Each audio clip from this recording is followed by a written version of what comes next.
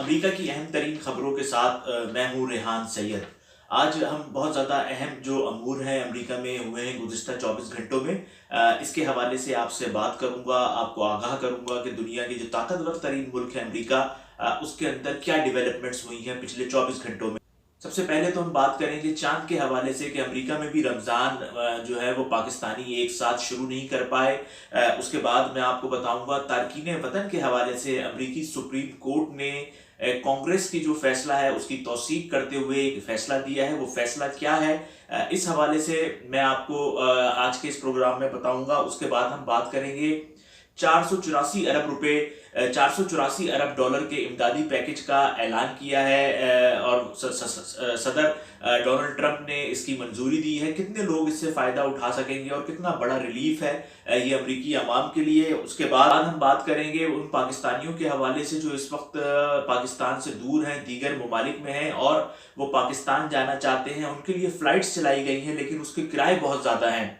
इसकी क्या वजूहात हैं और आखिर में मैं वो आपको एक ऐसी बात बताऊंगा कि गवर्नर न्यूयॉर्क को एक शख्स ने खत लिखा है, उस खत में क्या लिखा है इसकी तफसील बताऊंगा। और मैं आपको ये बताऊं कि गवर्नर न्यूयॉर्क रो पड़े थे जब वो उस खत को पढ़ रहे थे। इन तमाम चीज़ों को जानने के लिए, मालूमात लेने के लिए आपने आज की इस वीडियो को मुकम्मल देखना है ताकि आपको मुकम्मल मालूमात हासिल हो सके कि अमेरिका में क्या हो रहा है। सबसे पहले तो हम बात करते हैं रमज़ान मुबारक की कि रमज़ान में पिछले कुछ सालों के अंदर हमने देखा कि रियासत इतनी कमज़ोर हो गई है कि वो एक पेशावर के एक मौलवी साहब को संभाल नहीं पा रहे हैं। और हम देखते हैं कि उनकी वजह से रमज़ान और ईद दोनों में फ़र्क होता है पूरे पाकिस्तान और पेशावर में। लेकिन ये गुज़िश्ता चंद सालों पहले ही इसका आगाज़ हुआ है इस मसले का और अभी तक इस मसले को पाकिस्तान में हल नहीं किया गया क्योंकि रियासत घबराती है, रियासत के अपने इंटरेस्ट हैं उलमाए कराम के साथ, मौलवियों के साथ, तो इसलिए वो उनको ज़्यादा जो है वो सख्ती नहीं बरतती है इन मामलात पर जिन पर के उसको सख्ती बरतनी चाहिए। क्योंकि पूरी दुनिया के अंदर हम देखते हैं कि एक बड़ा ख़राब मैसेज जाता है जब उनको ये पता चलता है कि एक शहर और एक सूबे में रमज़ान का आगाज़ किसी और दिन है जबकि पूरे मुल्क के अंदर रमज़ान का आगाज़ और ईद जो है वो किसी और दिन मनाई जाती है। ये बुनियादी तौर पे एक मजाक उड़ता है पाकिस्तानियों का, पाकिस्तानी अवाम का, लेकिन रियासत भी इस हवाले से अभी तक कुछ नहीं कर सकी है और ना अवाम इस हवाले से जो है वो अभी तक उनकी ना अवाम की तरफ से इस पर कोई ज़्यादा अहम चीज़ें जो हैं वो सामने आई हैं। जो पेशावर के रहने वाले हैं, खैबर पख्तूनख्वा के रहने वाले, वो कहते हैं हम सही हैं, जो रेस्ट ऑफ पाकिस्तान है वो कहता है कि हम सही।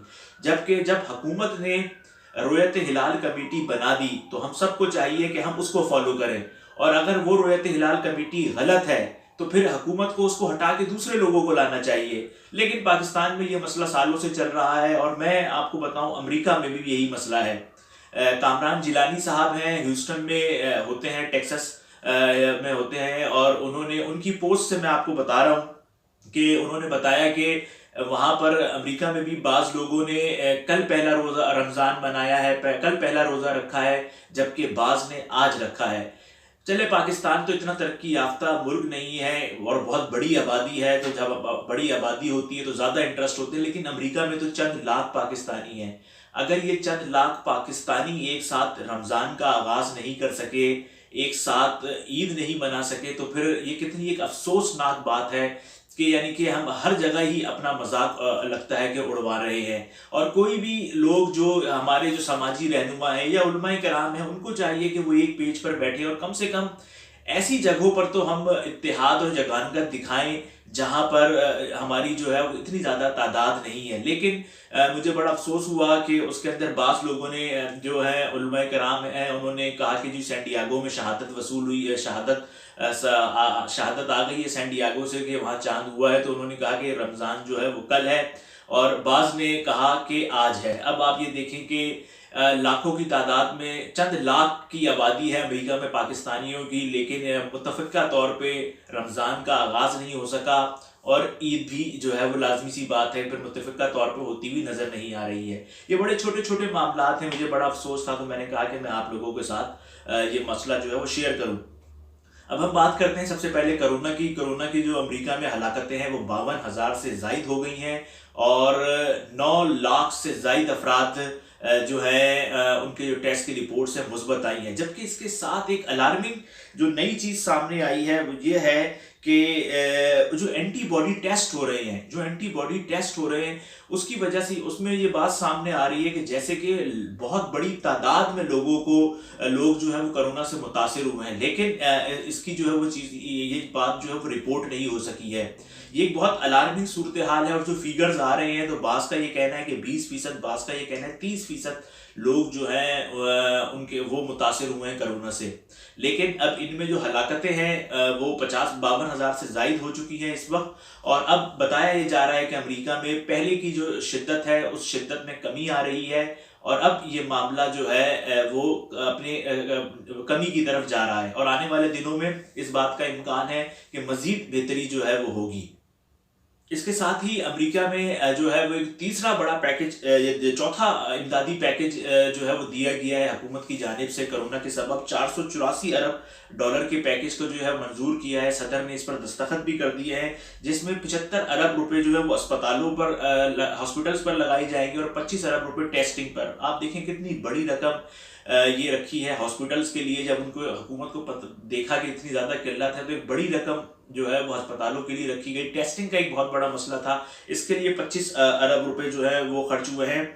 जबकि जो स्मॉल बिजनेस है, जिन लोगों के कारोबार हैं, जिनके पास 500 या इससे ज़ायद मुलाजमीन है, उनको उनके जो है वो कर्जे ख़त्म किए जाएंगे। और उसकी शर्त यह है कर्जे ख़त्म करने की कि वो अपने मुलाजमीन को नहीं निकालेंगे। और हुकूमत का ये कहना है कि 3 करोड़ से ज़ायद अफराद जो है उनको इससे फ़ायदा होगा। ये एक बहुत अहम जो है ये बात है, क्योंकि हमने देखा था जो 1300 अरब रुपए का जो पैकेज था वो तो 2 हफ्तों में ही खत्म हो गया था। अब हुकूमत ने ये कहा है कि जिसके पास मुलाजमीन है 500 या 500 से जायद हैं और उसके हम कर्जे माफ कर देंगे, लेकिन वो अपने जो रोजगार है, जो लोगों की जॉब्स हैं, उसको खत्म ना करे। ये एक बहुत अच्छा इकदाम है और इससे पता चलता है कि हुकूमत कितनी सिंसियर है अपने लोगों के साथ। तारकीन वतन के हवाले से गुज़िश्ता दिनों कांग्रेस ने एक कानून बनाया था कि जिस एमिग्रेंट ने माजी में कोई जुर्म किया होगा तो उसकी बुनियाद पर भी उसको मुल्क बदर किया जा सकता है। इसी में मैं बताऊं कि अमरीकी सुप्रीम कोर्ट ने निचली अदालत के इस फैसले को बरकरार रखा है। ये फॉक्स न्यूज़ की खबर है जो मैं आपको बता रहा हूँ। बरकरार रखा है कि कानूनी तौर पर मुस्तकिल रिहायशी को पिछले जुर्म की वजह से जिला वतन किया जा सकता है। 4-5 के उस जो रेशो से ये फैसला आया है, जिसमें जस्टिस ब्रेट ने अपने रिमार्क्स में लिखा है कि ये तकलीफ दे अमल है कि जिसने सालों अमेरिका में गुजारे हों इसे जिला वतन किया जाए। लेकिन क्योंकि कांग्रेस ने कानून बनाया है, कांग्रेस कानून में तरमीम कर सकती है और अदालत उसे नाफिज करने की पाबंद है। यानी कि उन्होंने बताया है कि क्योंकि कांग्रेस ने कानून बना दिया है तो अब हम इसमें कोई तरमीम नहीं कर सकते। उन्होंने कहा मुझे भी इस बात का अफसोस जरूर है कि किसी भी ऐसे शख्स को मैं मुल्क बदर करूं जो यहाँ का रिहायशी है, लेकिन क्योंकि कांग्रेस ने कानून बनाया है इसलिए अब हमने इस पर पाबंद कराना है। आप देखें कि अदलिया और जो कांग्रेस है वो दोनों एक पेज पर है इसमें। और जो इख्तिलाफी नोट जिसने जस्टिस सोनिया ने इख्तिलाफी नोट में कहा है कि मुल्क बदरी के फैसले को बरकरार रखने के लिए बहुत ज्यादा शवाहिद मौजूद नहीं थे। यानी कि उन्होंने भी शवाहिद पर जोर दिया, लेकिन आईनी तौर पे उन्होंने कोई ये नहीं कहा कि ये गलत कानून है या दीगर चीजें। उन्होंने शवाहिद की बुनियाद पर इस फैसले को रद्द किया है। ये देखिए कि कांग्रेस ने कानून बनाया और उसको उनकी जो कोर्ट है उसने कहा हम इस पर पाबंद हैं कि इसको इम्प्लीमेंट कराएं। लेकिन हम पाकिस्तान में इस किस्म के मामला बहुत कम देखते हैं, क्योंकि एक अहम फैसला है एमिग्रेंट्स के हवाले से कि बहुत ज़्यादा लोगों को इस बात की इम्कान था कि आगे जाके हो सकता है ये किसी तरीके से वापस हो जाए, कोई कुछ हो जाए, लेकिन जो है वो ऐसा नहीं हुआ। और जो निचली अदालत का फैसला है उसको सुप्रीम कोर्ट ने भी उसको बिल्कुल उन्होंने उसकी तायीद की।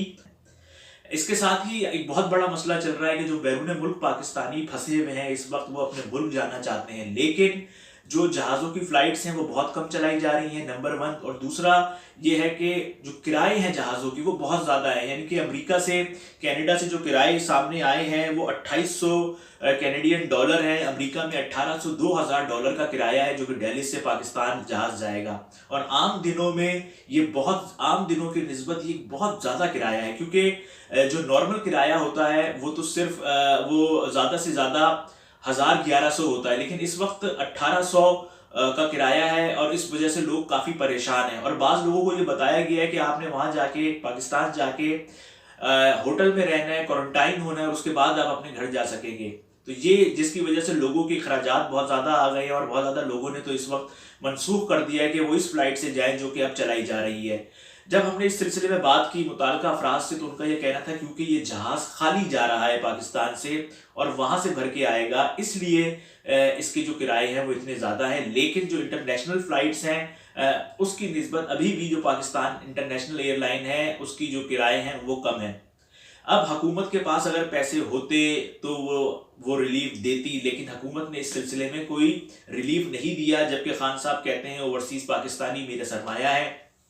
अगर हुकूमत इस पे कोई 50-60 करोड़ या 1 अरब रुपए तक भी रख देती, मेरा नहीं ख्याल कि 50-60 करोड़ से ज़्यादा का मामला होता, लेकिन हुकूमत ने, हमने देखा कि इस सिलसिले में कोई ऐसी मदद नहीं की सिवाय इसके कि जहाज़ चलाए जाएं कि फाइनेंशियल तौर पे किसी ओवरसीज जो इस वक्त लोग फंसे हुए हैं उनको फ़ायदा हो, क्योंकि किराए इतने ज़्यादा है, लोग परेशान हैं। और जब वो पाकिस्तान पहुँचेंगे तो होटल के किराए, ये भी एक बहुत बड़ा जो है वो मसला होगा। और सबसे आखिर में मैं आपको बताऊं, एक किसान ने ख़त लिखा गवर्नर न्यूयॉर्क को, और जब गवर्नर न्यूयॉर्क ने वो ख़त अपनी जुम्मे के दिन की प्रेस कॉन्फ्रेंस में पढ़ा तो वो रो दिए उस पर।